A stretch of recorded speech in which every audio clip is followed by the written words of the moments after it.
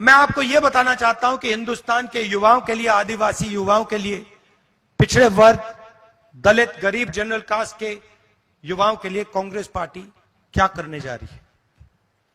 सबसे पहला कदम हमने गिनती की है, हिंदुस्तान में 30 लाख सरकारी वैकेंसीज हैं। 30 लाख। मोदी जी इनको भरवाते नहीं है, बीजेपी इनको भरती नहीं है। सरकार में आने के एकदम बाद हमारा पहला काम होगा कि 90% को 30 लाख सरकारी नौकरियां हम दे देंगे।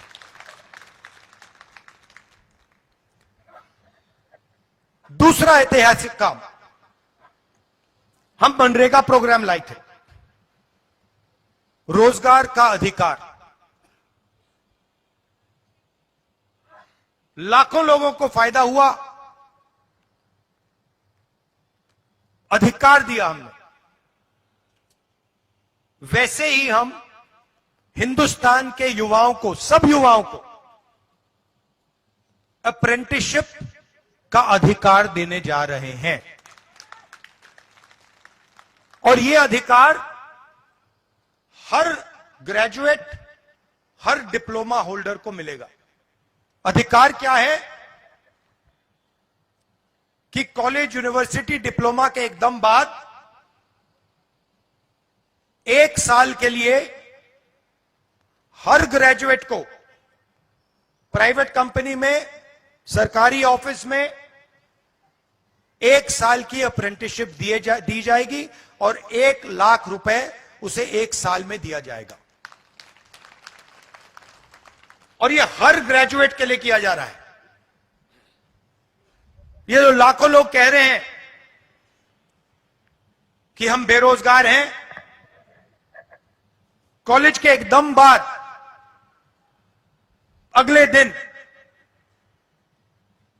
इनको अप्रेंटिसशिप मिल जाएगी और यह अधिकार होगा। यह ऐसे नहीं होगा कि भैया हमें देना है तो देंगे, नहीं देना तो नहीं देंगे। यह मनरेगा जैसा अधिकार होगा, कानूनी अधिकार अप्रेंटिसशिप का आपको दे रहे हैं।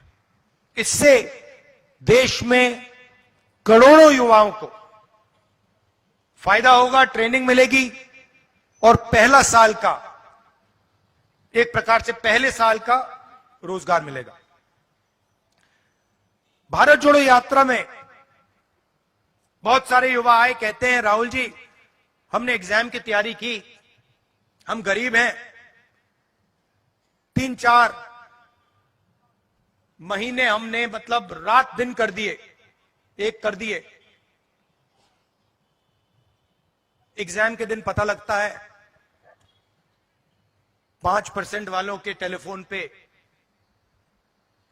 Paper leak. हम ईमानदारी से काम करते हैं और जिनके पास धन है पेपर चुरा लेते हैं और फिर उसके बाद हमें कहा जाता है कि देखिए पेपर लीक हो गया तो आपको अब नौकरी नहीं मिलेगी। पुलिस की भर्ती में होता है, पटवारी, सब भर्तियों में होता है। तो हम एक नया कानून लाएंगे, पेपर लीक के खिलाफ एक कानून, जिसमें हम एग्जाम दिलवाने का तरीका स्टैंडर्डाइज कर देंगे कि एग्जाम होगा तो ये जो आउटसोर्सिंग होती है, प्राइवेट कंपनी को पकड़ा दिया जाता है, ये आउटसोर्सिंग नहीं होगी।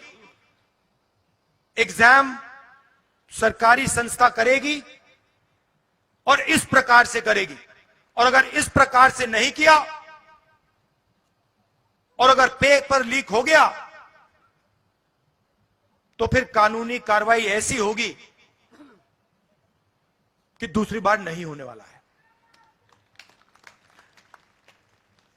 चौथी चीज, युवाओं के लिए बहुत सारे युवा उबर, ओला, डिलीवरी का काम करते हैं। इसको अंग्रेजी में गिग वर्कर्स कहते हैं। और राजस्थान में हमने इनके लिए कानून बनाया था, इनकी रक्षा के लिए, इनकी पेंशन के लिए, इनकी सोशल सिक्योरिटी के लिए।